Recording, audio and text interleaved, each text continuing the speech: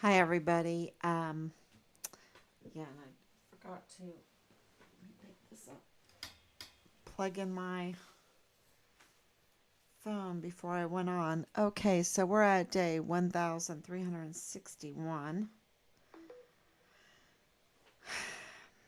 and just coming on a little bit earlier today because I just wanted to let everyone know things are really busy behind the scenes. It's happening.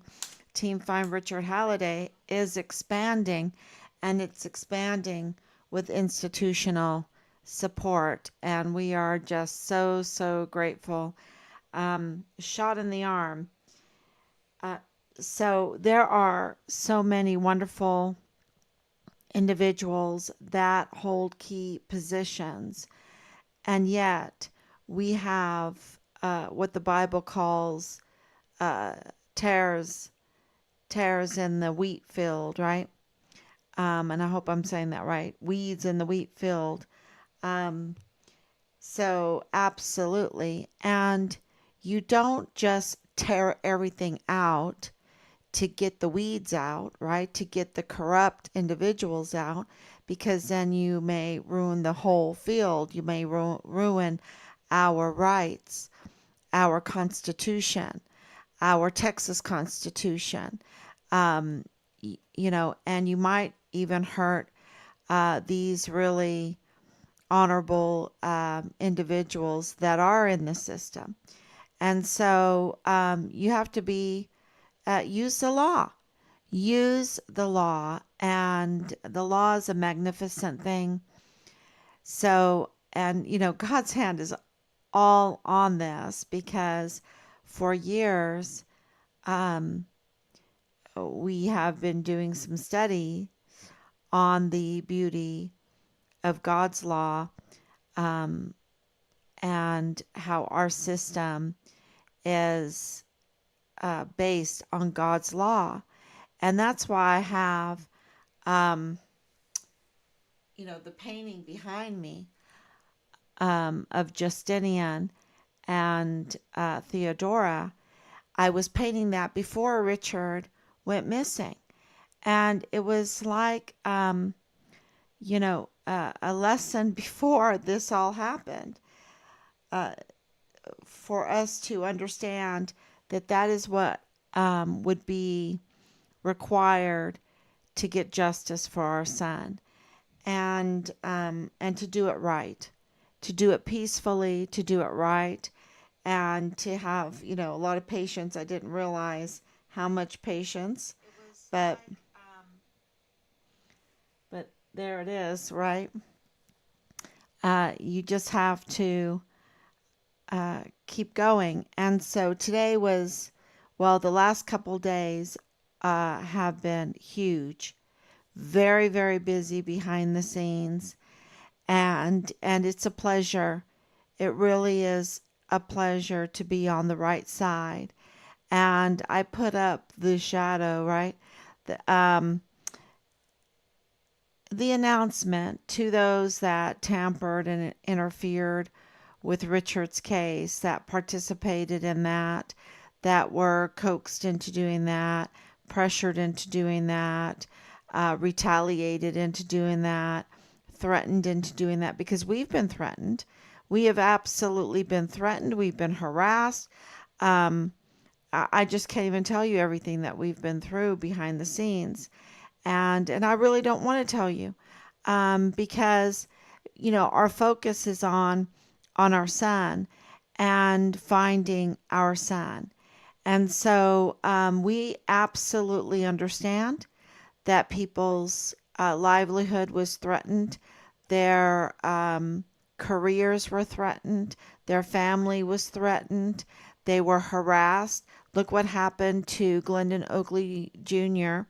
Look what happened to Glendon Oakley Jr. And it could, he was absolutely so harassed, and you really um, bullied, absolutely bullied, and of course retaliated against. Look what happened to Richard. They framed him, and they retaliated continuously and severely. And when I call out a person like Clem Coward and Michael Roddick, it's because we have absolutely hard evidence that they are up to no good, that they are criminal.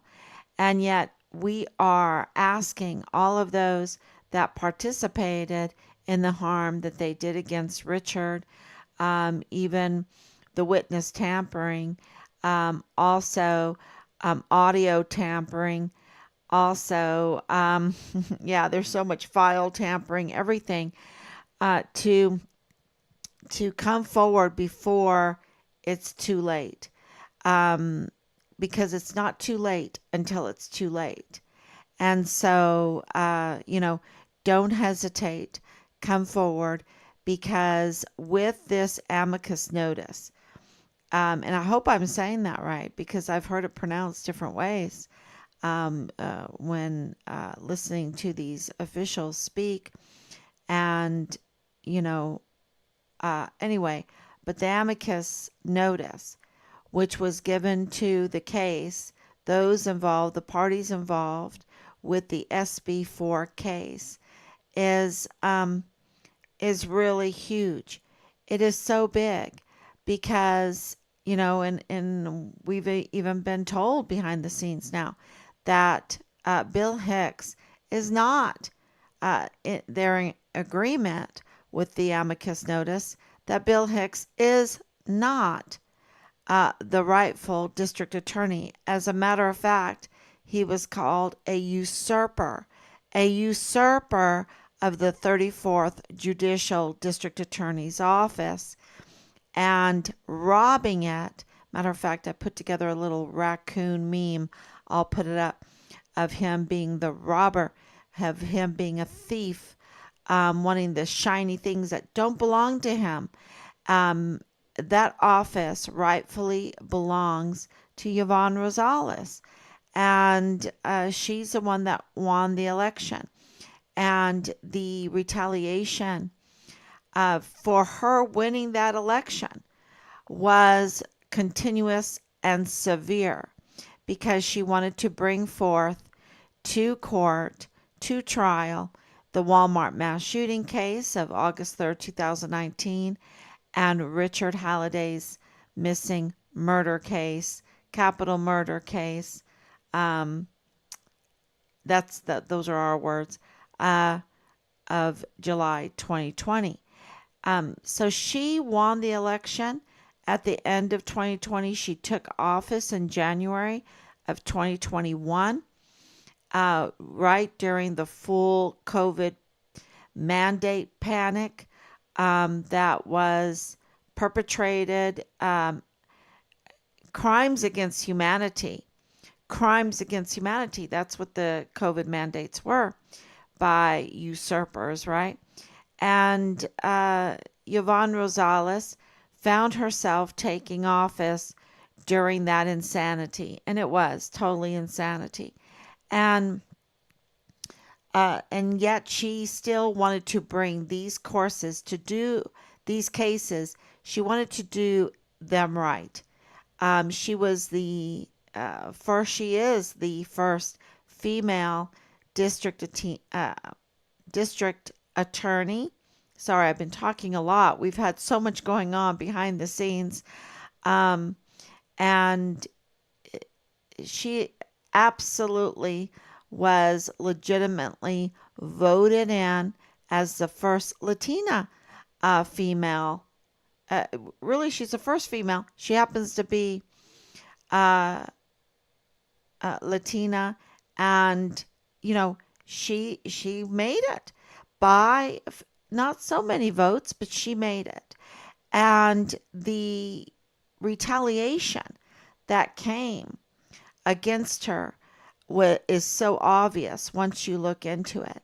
So I just wanted to say that Bill Hicks, in this amicus notice, clearly we are absolutely correct in stating that he's not a recess appointment. He is a criminal. He is a usurper of the 34th Judicial District Attorney's Office. He's not legitimate. And who knew about it, right? Who also knew about it? That office also knows about it.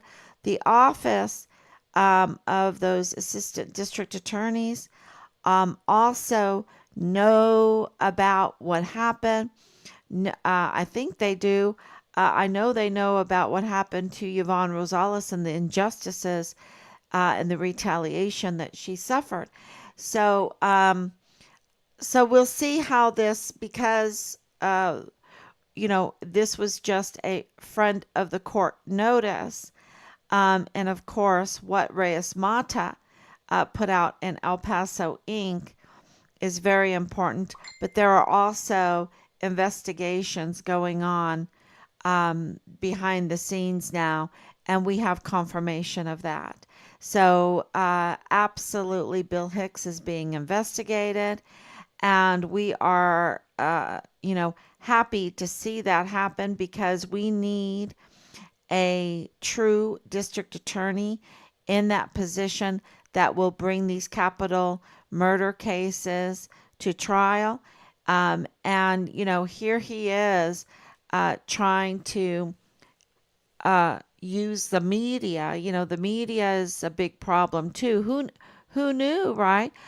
We know that Bob Moore knew. We know they know because they read Reyes Mata's unbelievable, accurate, well documented article. And so that, explaining the whole thing. And all you have to do is get the open records. The open records are there for anyone to get. So, of course, Bob Moore would have access to that. So, this is, um, it's a very, very important development in our son's case. We have the right to want a legitimate district attorney in that 34th Judicial District Attorney's or the Judicial District so that we can get justice for Richard. And we'll see. Who knew with the generals, right? Who knew with Fort Bliss? Who knew in the military? Who knew what was going on there in the district attorney's office and also in the chief medical examiner's office? So, um, this is really what I really wanted to say tonight. There's just a lot going on, lots of responses um, to to those that want justice for Richard. And so I think I'm going to leave it at that tonight. I really am. This is so big, and I think everyone needs to take some time, especially if they're in the El Paso area, to ask yourself what in the world is going on that two of the most important positions in our community are illegitimate, being the district attorney, a usurper. This is so criminal. And then also another usurper with the help of Veronica Escobar. Okay? So there's a lot of people helping. And that's why we put out that request for everyone. It's not too late. You need to come forward. And that should include Veronica Escobar because she was the judge. She's going to lose it all. She's going to lose it all. She was the judge that approved the appointment of a usurper, of a criminal, right? Not following the Texas Constitution. And what in the world has he done to the criminal cases? What was his job, truly? Because for him to have that position, which makes almost $500,000 a year just from the chief medical examiner position, something else is going on. And, you know, when you have the district attorney in your pocket and the chief medical examiner in your pocket, and you're a criminal, you can absolutely uh, have free reign on your criminality. Because let's say you murder someone, well, you can cover it up. You can cover it up.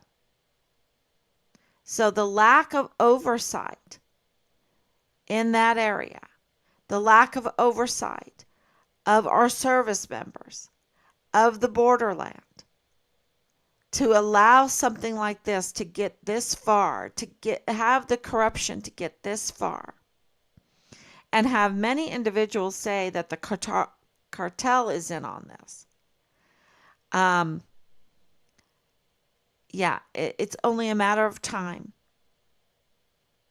for these investigations to come full circle. And the goal for us is to get our son's remains. That's our goal. And so when I'm speaking out for those that interfered, tampered with the evidence, interfered with witnesses, participated in the cover-up of remains, and on, knew things and didn't come forward. I'm also talking about those that are in the district attorney's office, the ADAs, also the likes of Veronica Escobar, also the likes of our senators and congresspeople, because they knew things and they didn't share things. And, the evidence always comes up like the stones in Ireland. The truth comes up. The truth comes up. And so we have been collecting hard evidence, circumstantial evidence, and irregularities. And the hard evidence, that pile is getting bigger and bigger and bigger. And today was a very good day for Team Find Richard Halliday. So, I would just come forward before it's too late. So thank you so much. God bless you. And I will be back tomorrow.